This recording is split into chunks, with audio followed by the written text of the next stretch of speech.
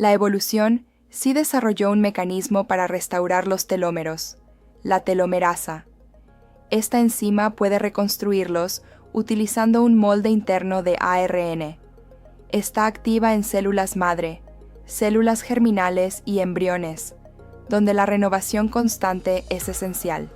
En la mayoría de las células adultas, su actividad está prácticamente apagada.